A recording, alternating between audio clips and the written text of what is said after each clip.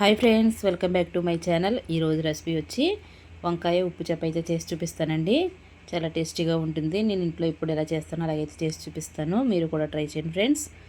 ఎవరైనా first time మన channel కొత్తగా చూసినట్లయితే సబ్స్క్రైబ్ చేసుకోండి, లైక్ చేయండి, షేర్ చేయండి. అలాగే ముందుగా అయితే నేను ఎండు చేపలను అయితే క్లీన్ చేసుకుని శుభ్రంగా అయితే కడిగి పక్కనైతే పెట్టుకున్నానండి.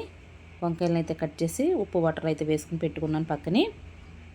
ఒక 2 ఉల్లిపాయలు, పచ్చిమిరపకాయలు, టమాటాలు అయితే కట్ చేసి ముందుగానే పక్కన పెట్టానండి. ముందుగా స్టవ్ వెలిగించి ఒక గిన్నె అయితే పెట్టాను. ఆయిల్ వేస్తున్నానండి కూరకు సరిపడగా. ఆయిల్ వేడెక్కిన తర్వాత ఒక్కొక్కటి వేసుకుని మనం ఉప్పు చేపలను అయితే ఫ్రై చేసుకోవాలి.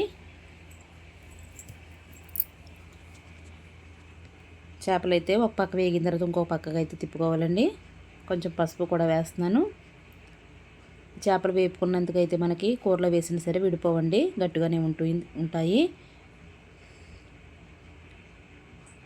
ఇలాగైతే వేయించుకోవాలి. ఒక్కొక్కటి తీసేస్తున్నానండి వేగిపోయి. ఈ ఆయిల్లోనే మళ్ళీ మనం ఉల్లిపాయలు, పచ్చిమిరపకాయలు, టమాటాలు కూడా వేసుకుని బాగా ఫ్రై చేసుకోవాలి.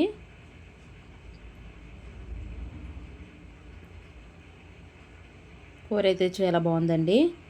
మీరు కూడా ట్రై చేయండి ఫ్రెండ్స్. ఎంతో సింపుల్గా అయిపోతుంది.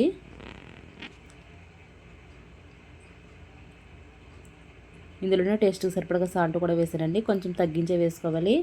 అవి ఉప్పు చేపలు కదా, ఉప్పు కూడా దిగుతుంది చేపల్లో నుంచి. ఉల్లిపాయలు అయితే బాగా వేగినాయి. ఇప్పుడైతే వంకాయ ముక్కలు కూడా వేస్తున్నాను. వంకాయలు వేసుకున్న తర్వాత అయితే కలుపుకోవాలండి ఒకసారి. మూత అయితే పెట్టి బాగా ఫ్రై అవనిద్దాము. చూడండి, వంకాయలు కూడా బాగా ఫ్రై అయినాయి కదా. ఇప్పుడైతే కారం వేస్తున్నానండి.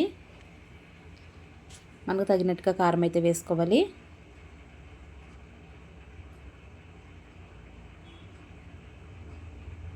వీడియో అయితే స్కిప్ చేయకుండా మాత్రం చూడండి, వీడియో ఎంత ఉండదు. ఇప్పుడు వాటర్ అయితే వేసానండి. ఉప్పు చేపలు కూడా వేసేసాను. వాటర్ వేసిన తర్వాత అయితే చేపలు కూడా వేసుకుని ఒకసారి అయితే కలుపుకొని మూత అయితే పెట్టి ఉడకనివ్వాలండి. చింతపండు అయితే నానబెడుతున్నాను. ఒక నిమ్మకాయ సైజు అంతా చింతపండు అయితే నానబెడుతున్నాను. చూడండి, కూర అయితే దగ్గర పడింది కదా, బాగా ఎగిరిపోయింది. ఇప్పుడైతే పులుసు వేసుకోవాలండి, చింతపండు పులుపు.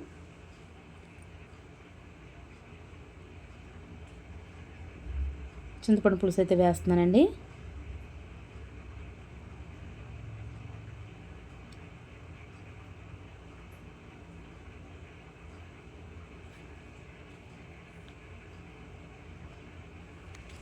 చింతపండు పులుసు వేసిన తర్వాత అయితే ఒక 10 నిమిషాలు అయితే ఉడికించుకుంటే సరిపోతుందండి.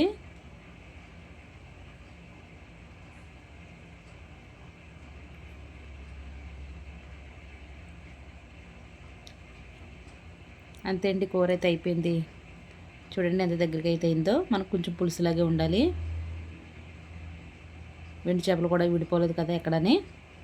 స్టవ్ అయితే ఆఫ్ చేసుకుంటున్నానండి. వీడియో కానీ మీకు నచ్చితే మన ఛానల్ అయితే సబ్స్క్రైబ్ చేసుకోండి, లైక్ చేయడం మాత్రం మర్చిపోకండి. లాస్ట్ వరకు చూసినట్లయితే చాలా థ్యాంక్ యూ అండి. మళ్ళీ మంచి రెసిపీతో కలుస్తాను. Bye friends.